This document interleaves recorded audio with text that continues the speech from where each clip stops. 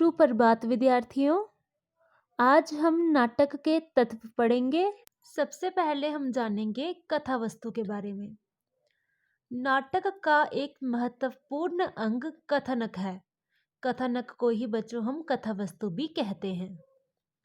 कथा वस्तु का विषय सामाजिक, राजनीतिक, धार्मिक, ऐतिहासिक अथवा पौराणिक आदि हो सकता है। कथा वस्तु संक्षिप्त होनी चाहिए। कथा वस्तु उद्देश्य से परिपूर्ण होनी चाहिए, यानी कथा वस्तु का कोई ना कोई उद्देश्य होना चाहिए। अंग्रेजी में इसे प्लॉट की संज्ञा दी जाती है, जिसका अर्थ है आधार या जमीन, अर्थात वो जमीन जिस पर भवन रूपी नाटक की रचना की जाती है। कथा वस्तु के बिना नाटक की रचना नहीं की जा सकती। जिस तरह रीढ़ की हड्डी सारे शरीर को संतुलित करती है, ठीक वैसे ही कथा वस्तु भी नाटक की सफलता का आधार यानी नाटक की सफलता का सहारा बनती है। पात्रों का चरित्र चित्रण। नाटक में पात्रों का भी एक विशिष्ट स्थान होता है। पात्र कथा वस्तु को विकसित यानी डेवलप करने में सहायक सिद्ध होते हैं। आपको तो पता ही है बच्चों, नाटक में एक्टिंग करने के लिए हमें पात्रों की जरूरत पड़ती है। पात्रों का चयन जीवन के वास्तविक जगत से होना चाहिए, तभी पात्रों में स्वाभाविकता आ सकेगी।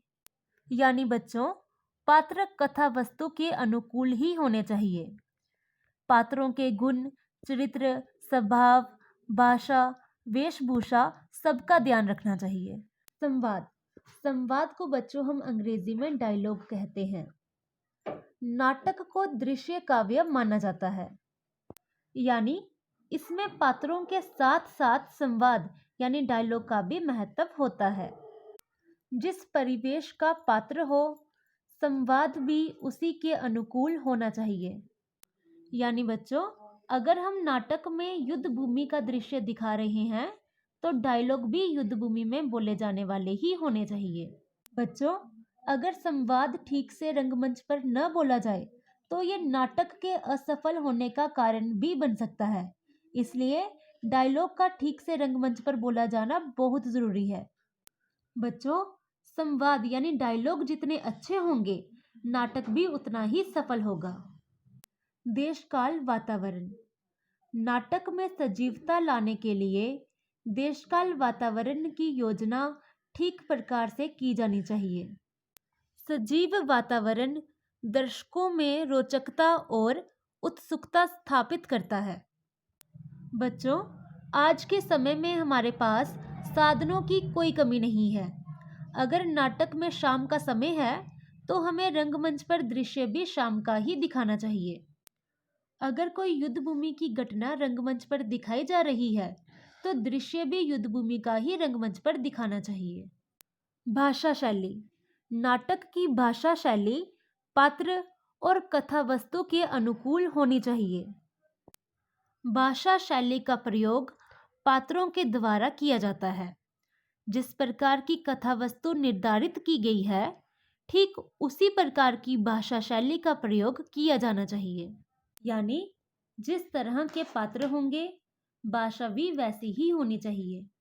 भाषा सरल, सहज और स्पष्ट होनी चाहिए। उद्देश्य। नाटककार किसी न किसी उद्देश्य को लेकर ही नाटक की रचना करता है। वर्तमान समय में सामाजिक, आर्थिक, ऐतिहासिक, धार्मिक, मनोरंजन जैसे अनेक उद्देश्यों की पूर्ति के लिए नाटक लिखे जाते हैं। यानी बच्चों, नाटक का कोई ना कोई उद्देश्य होता ही है, वो किसी न किसी मकसद को लेकर ही लिखा जाता है। इसमें जीवन की वास्तविकता यानी जीवन की सच्चाई का वर्णन होता है। हम आशा करते हैं कि भविष्य में भी नाटक रचना अपने सभी उद्देश्यों की पूर्ति में सफल हो। बच्चों, अब हम पढ़ेंगे हिंदी नाटक का विकास क्रम। भारतेंदु युगीन नाटक 1850 ईस्वी से 1900 ईस्वी तक। भारतेंदु जी और उनके समकालीन लेखकों में यानी उनके समय के लेखकों में देश की राजनीतिक, सामाजिक, आर्थिक और धार्मिक दुर्दशा के प्रति गहरी पीड़ा थी। इसलिए इनके साहित्य में समाज को जागृत करने का संकल्प है। इन नाटककारों के हृदय में देश प्रेम की भावना थी। निराशा से आशा की ओर ले जाने का कार्य भारतेंदु जी ने नाटकों के माध्यम से किया। इस युग में भारतेंदु जी ने चंद्रावली, नील देवी, भारत दुर्दशा आदि नाटक लिखे। द्विवेदी युगीन नाटक 1901 से 1920 ईस्वी तक।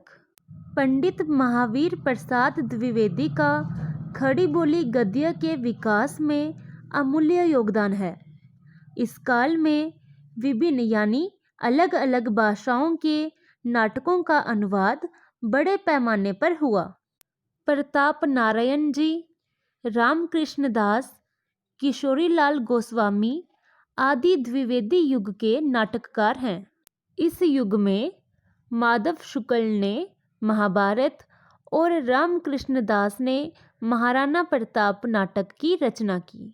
प्रसाद युगीन नाटक ये 1921 से 1936 ईस्वी तक था। जयशंकर प्रसाद के युग को नाटक युग में संक्रांति युग कहा जाता है। इस युग में नाटक रचना के दृष्टिकोण में परिवर्तन यानी बदलाव हुआ। इन्होंने स्वयं भी यानी खुद भी अजातशत्रु, चंद्रगुप्त आदि ऐतिहासिक नाटकों की रचना की। जयशंकर प्रसाद जी के अतिरिक्त उनके अलावा हरिकृष्ण प्रेमी, गोविंद बल्लभ पंत, सेठ गोविंद दास आदि ने भी ऐतिहासिक नाटक की रचना की। वास्तव में इस काल में ऐतिहासिक नाटकों की धूम रही। स्कंदगुप्त, कल्याणी, चंद्रगुप्त, राज्यश्री, अजातशत्रु आदि जयशंकर प्रसाद जी के प्रमुख नाटक हैं। प्रसाद उत्तर युगीन नाटक 1937 ईस्वी से अभी तक। प्रसाद युग के बाद भारतीय समाज की विभिन्न समस्याओं और परिस्थितियों का साहित्य पर अधिक प्रभाव पड़ने लगा। नाटककारों ने अपने नाटक में समस्याओं का चित्रण करना आरंभ किया, यानी नाटक में जीवन की वास्तविकता यानी जीवन की सच्चाई का वर्णन किया गया। सेठ गोविंद दास, राजकुमार वर्मा और उदय शंकर भट्ट इस युग के प्रमुख नाटककार हैं। आधुनिक युग। आधुनिक युग में छाया नाटक यानी छोटे नाटक और रेडियो नाटक लिखे जा रहे हैं। आजकल नाटक एकांकी नाटक तक ही सीमित रह गया है। उपेंद्र अश्क और राम कुमार वर्मा के एकांकी नाटक बहुत प्रसिद्ध हो रहे हैं। बच्चों, नाटक ही हिंदी गद्य की एक ऐसी विधा है जिसमें कम से कम शब्दों में अधिक से अधिक बात कही जा सकती है। हमें आशा है कि भविष्य में भी नाटकों का विकास होगा और नाटक रचना अपने सभी उद्देश्यों में सफल होगी। धन्यवाद विद्यार्थी।